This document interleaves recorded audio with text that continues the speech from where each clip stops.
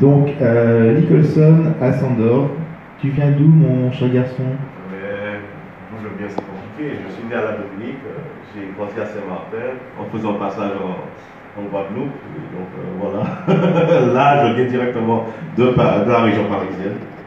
Ok, on peut un petit peu te définir comme, j'ai utilisé le mot qu'il ne faut pas, mais un kamikaze du sionisme, c'est-à-dire que lorsqu'il faut aller quelque part, tu y vas et...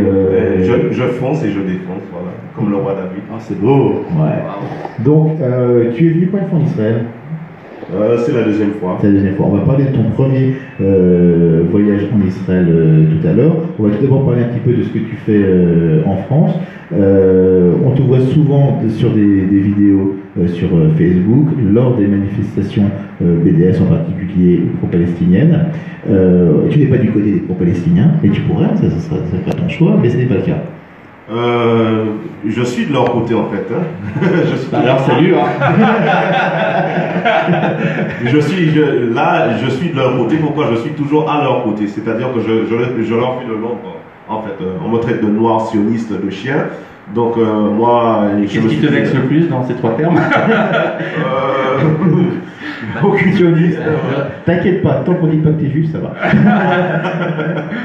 Mais bon, dire que je suis juif, ça serait blessant. Pourquoi? Parce que les antisémites vont trouver tout pour essayer de diviser celui qui se dit sioniste, celui qui dit qu'il a l'amour d'Israël, puisqu'ils vont toujours trouver une ruse pour dire oui, en fait, il se dit juif, il usurpe l'identité d'un juif, c'est même pas un juif, c'est un faux. Voilà, puisque faut pas oublier que Madame Zemmour et d'autres sont antisémites, antisionistes et autres, et pourtant ils sont bien juifs. Et Olivier Zemmour, il fait partie de la famille, mais une branche un peu... un peu rayée. C'est pas Eric Zemmour? Non. Non. Oui, je croyais que tu m'appelais en fait. Oui. Olivier Olivier Zemmour. Tu connais pas Olivier Zemmour? Moi non plus. Hein. Tu connais pas? Bah, je t'explique un petit peu. Ah ouais, c'est la fondatrice. Alors, je l'explique un petit peu parce que moi, je connais un petit peu ce milieu-là. C'est la fondatrice, présidente, machin de tout ça, de Euro-Palestine. Ouais. Non. Si, c'est vrai. Alors là, tu me choques. Et pour vous raconter un petit peu la petite histoire, quand je travaillais en France, j'avais un de mes amis qui, parce qu'il était avec une nana qui était d'origine égyptienne, s'est retrouvé Euro-Palestine. On les connaît les amis hein, qui sont là. et donc il s'est retrouvé dans toutes les manifestations, etc. Il s'est fait arrêter, il a été en procès, il a eu la totale. Hein. Et ce qui est intéressant, c'est que toute Euro-Palestine l'a laissé tomber comme une vieille chaussette. Donc, je connais un petit peu le niveau de solidarité qu'il y a chez eux. Ils avaient laissé tomber Dieudonné aussi à un moment, non?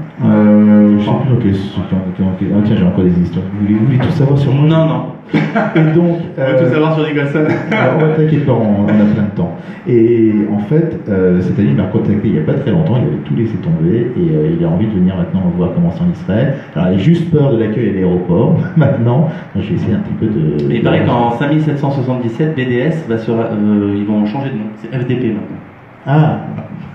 Et pourquoi? Dis le fond de ta pensée, s'il te plaît. Bah non, FDP, je pense que tout le monde comprendra. Donc, dès qu'il y a une manifestation, tu te retrouves un petit peu face contre la tempête. Et comment ça se passe en général? Est-ce que, déjà une petite question, tu vas systématiquement ou tu fais ton emploi du temps, tu n'as pas toujours l'occasion d'y aller? Justement, c'est ça. Comme je travaille aussi, j'ai deux boulots. Donc voilà, le sioniste ne dépend pas de l'argent des soi-disant juifs riches. Hein, donc, comme ils aiment le dire, pourtant Madame Zemmour a bien caché 3 millions. Voilà, sur des comptes. Comme quoi les juifs font de l'argent? Non, le truc c'est que la phrase, c'est on dit que les juifs sont riches, si seulement. Donc voilà, je travaille, j'ai deux boulots. Bon, des appels en fait, parce que chaque chose que je fais, je dis que c'est Dieu qui m'a appelé à faire ça et j'essaie de faire le mieux possible. Et donc dès que je ne travaille pas, je vais au manif BDS, ou soit je vais devant l'UNESCO ou d'autres endroits. Là, ma nouvelle cible, ça sera la nouvelle ruse. En fait, c'est comment dire, la CGT et les communistes, puisque en fait là ils font la pub directe pour la Palestine et ainsi de suite. ils présentent des œuvres, ils font de la charité, la charia. Ouais, Voilà, ils vendent des produits qu'ils cultivent eux-mêmes pour récolter des fonds pour la Palestine. Et le seul problème, c'est que en fait, comment dire, la CGT et les communistes sont légales en France, partis politiques et autres syndicats. Ce qui n'est pas un problème. Donc, comment le fait qu'il soit légal, c'est pas ça le problème. Mais si c'est un problème, pourquoi? Parce que légalement, le BDS, il est illégal. Oui, le BDS, oui, mais le fait que le PC ou les syndicats existent, c'est pas le fond du problème, c'est leurs actions derrière. Ben, les actions derrière, les actions antisémites surtout. Donc on a filmé un peu partout sur Paris. Ils se mettent maintenant en plein milieu du quartier juif, le Sentier et autres, pour faire montrer la haine du juif, pour provoquer le juif, ainsi de suite. Mais moi, j'aime jouer au chat et la souris, je joue à leur jeu. Tous les rôles qu'ils font, j'essaie de refaire aussi. Alors juste une question par rapport à ta propre sécurité, parce que je vois que souvent tu es menacé. Je ne parle pas des insultes parce que ça c'est évident, mais c'est en particulier concernant les menaces. Toi tu vis dans un quartier un peu chaud ou Mais je vais pas nommer le quartier, bien sûr ils connaissent tous où j'habite, mais j'appelle ça la Fosse de Lyon, c'est là où les frères Kouachi ont été formés, c'est là où Koulibaly a été formé, voilà, par les imams de ma ville. Et donc, bon, moi je ne crains rien, pourquoi? Je me dis que je peux toujours glisser dans ma salle de bain, tomber, fracasser mon crâne. Je peux mourir dans un accident de voiture. Je peux être en train de déguster un bon steak et je meurs. Donc voilà. On peut t'y aider aussi. Enfin, je veux dire, pas moi, mais il y a des gens justement, ça veut dire que t'étais en danger. Oui, mais non, franchement, j'ai envie de te dire, est-ce qu'on mérite ça que tu te mettes en danger pour nous? Ben oui. Ah, merci. D'où vient cette c'est Jésus. Non, c'est vrai. Non, c'est vrai, c'est Jésus. Ah ouais? Bah oui. Jésus, oui, mais il y a beaucoup de gens qui disent qu'ils croient en Jésus, pourtant qu'ils ne font rien pour le juif. Et comme maintenant Israël, il me semble, c'est Motorola et Caterpillar qui ont retiré tout ce qu'ils faisaient en Israël, qui ont retiré leurs engins, tout ce qu'ils fournissaient. Pourquoi? Parce que les églises aux États-Unis, pas tous, hein, les baptistes, les évangéliques, non, quoique, il y a certains qui commencent à diverger maintenant. Voilà. Et donc, beaucoup d'églises ont décidé de boycotter Israël. L'idéologie déjà, c'est-à-dire le remplacement du peuple Israël, qui est anti-biblique. Pour moi qui suis chrétien, ce n'est pas dans le Nouveau Testament. Même l'apôtre Paul a dit qu'il est israélite et donc il aime son peuple. Hein, il est de la tribu de Benjamin.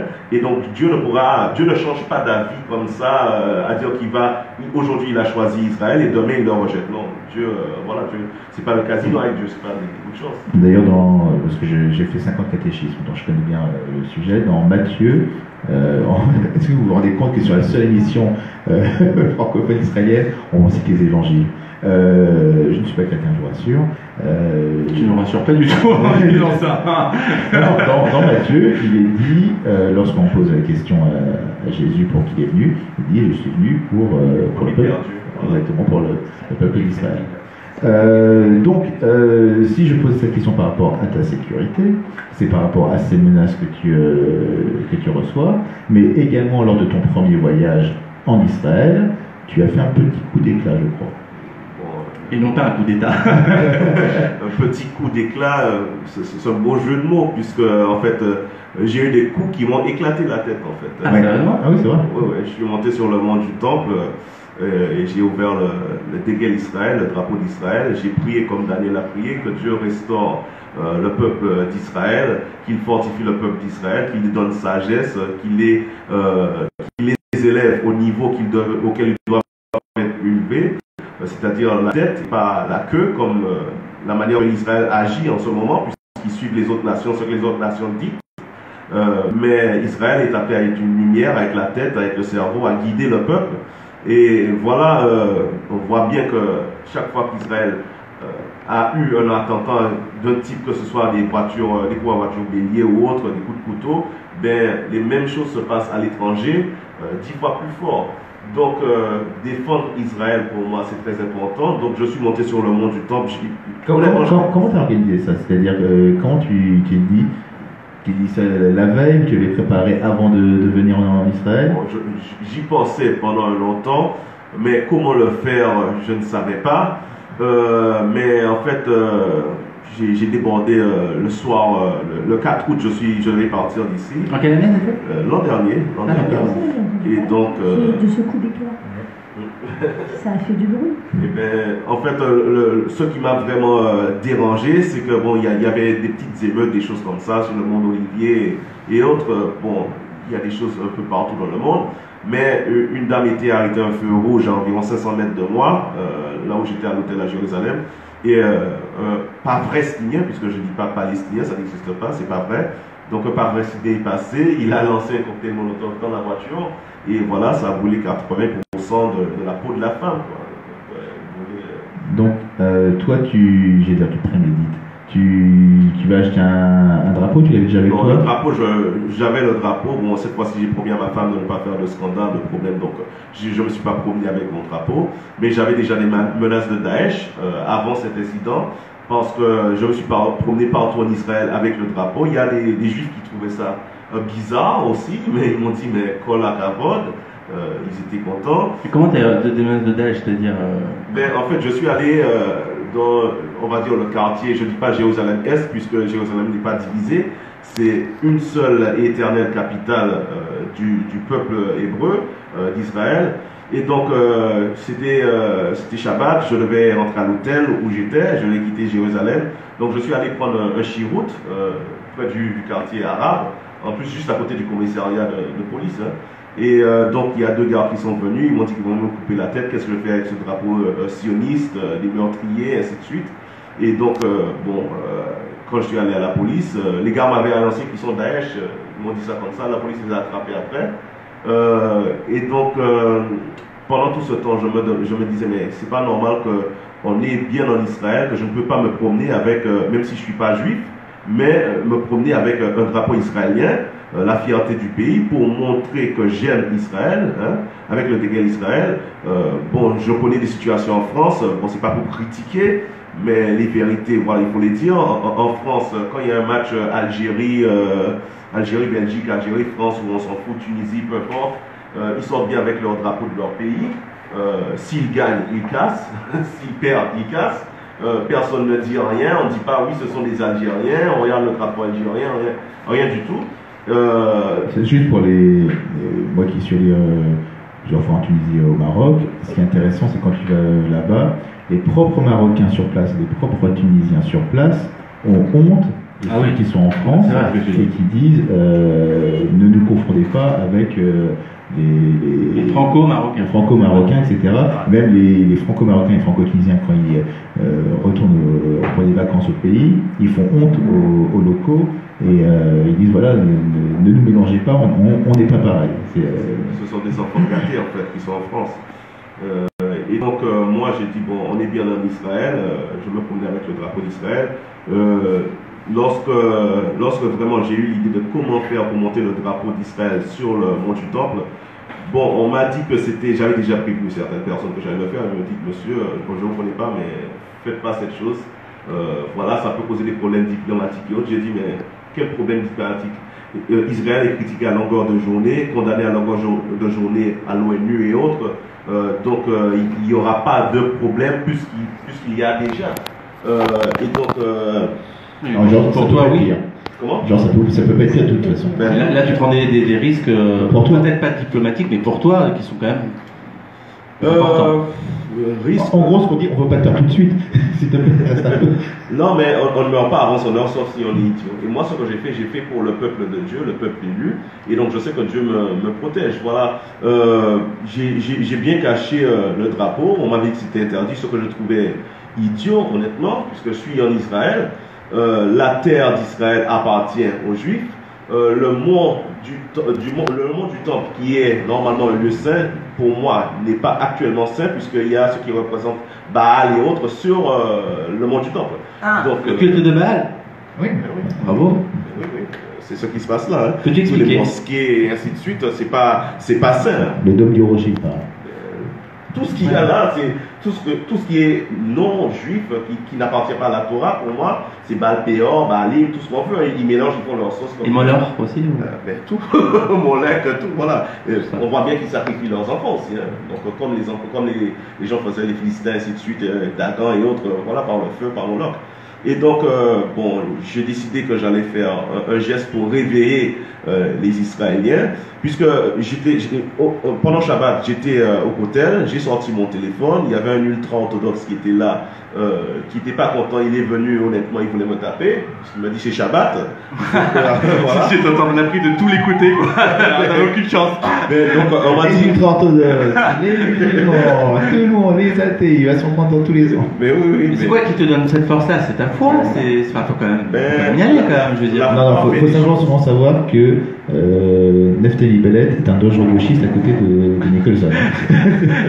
Non, mais quand même, tu vois ce que je veux dire. Moi, sincèrement, avec toute la bonne volonté du monde, je suis pas sûr que j'aurais le cran de faire ça. Mais la foi fait les choses, mais c'est surtout l'amour. Hein. L'amour de ce prochain fait que si je vois qu'un alligator, par exemple, va prendre ma fille dans mes bras, moi je vais me battre, quitte à donner ma vie pour la protéger elle.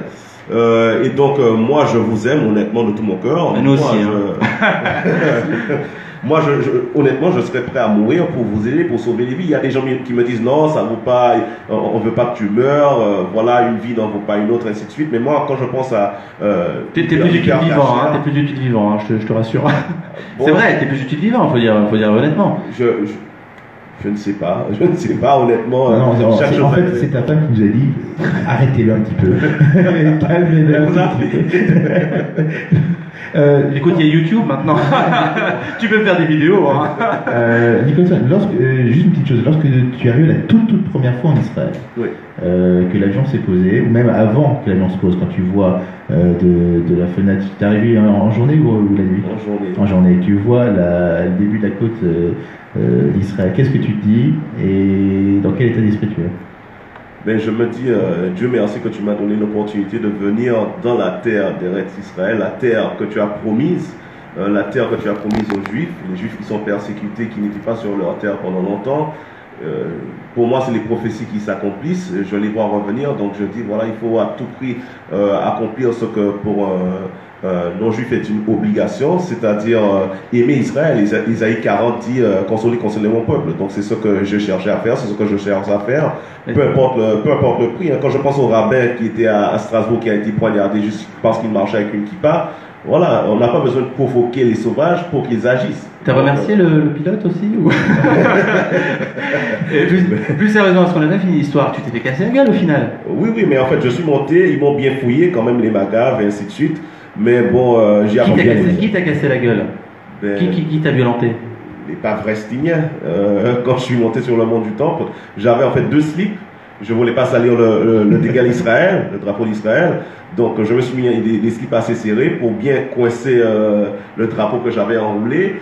Quand on m'a fouillé, on ne m'a pas tripoté partout. Parce que voilà, on se disait, ouais, c'est un noir, c'est sûrement voilà. Généreusement doté. Comme quoi les clichés, ça a du bon parfois. Donc c'est ce que j'ai fait. La ruse n'est pas interdite. Le roi David l'a fait, Abraham l'a fait. Voilà, plusieurs personnes l'ont fait pour des raisons spécifiques, pour la sainteté. Même les femmes les sages-femmes qui devaient faire accoucher les femmes hébreux en Égypte, elles ont utilisé la ruse. Donc voilà, ce n'est pas interdit. Mentir est interdit, mais la ruse non. Et donc je suis monté, j'ai fait un tour. En plus, j'avais un t-shirt vert. Il fallait les voir au début, tout le monde voulait m'accompagner. Ah, Palestini, Palestini. Donc ils étaient contents. Ils voulaient me faire même rentrer sous le dôme du rocher. Ça aurait été rigolo que tu sortes le drapeau d'Israël à ce moment-là. C'était une opération suicide, là c'est sûr. Non, mais j'avais pitié du vieux qui voulait un peu d'argent et qui voulait me montrer des lieux en pensant, je me dis non, je ne peux pas lui faire ça puisque quand ils vont venir balancer leur roche et tout, quand même je ne suis pas si méchant, je ne voulais pas qu'il en prenne plein la gueule à cause de moi. Donc voilà, j'ai fait un peu le tour, j'ai maudit les 4 coins, tous les mosquées qu'il y a sur le mont du Temple, puisque ce sont des choses maudites. Et donc après, je dis Dieu, mais si c'est ta volonté, dès que je sors le drapeau, que le vent l'ouvre. Et donc dès que je l'ai sorti, J'ai ouvert ma braguette, j'ai retiré. Attends. Ah, on connaissait pas cette version. Il a dit qu'il avait une confiance. Le vent a soufflé. C'est moi qui avais les et donc, voilà, je l'ai retiré, le vent a soufflé, ils sont ouverts, j'ai commencé à prier comme Daniel. Et donc, quand ils sont venus, ils étaient 15 au début, hein, ils sont venus de plusieurs côtés, les membres du WAC. Et donc, quand ils sont venus, le premier a essayé de me donner un coup de pied direct sur ma poitrine pour peut-être sûrement essayer d'arrêter mon cœur. Et donc, quand il a essayé de le faire, qu'est-ce que moi j'ai fait? Bon, j'ai réagi parce que je suis prof d'arts martiaux aussi. Je l'ai fait tomber.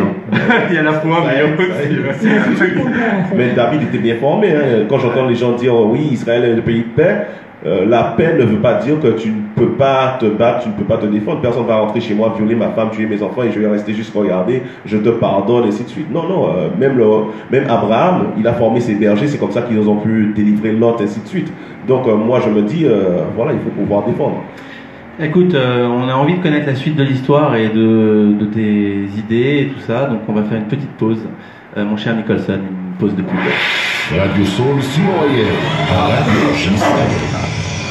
30 שניות על ביטויים בשפה העברית. מי שלא אכפת לו מאחרים הוא חסר התחשבות. מי שעושה את אותן טעויות שוב ושוב הוא חסר תקנה. מי שמתקשה להבין הוא חסר הבנה. ומי שתופס חניית נכים למרות שאין לו תו נכה הוא חסר לב. חניית נכים היא נכים בלבד. אנא הקפידו לחנות כחוק. חפשו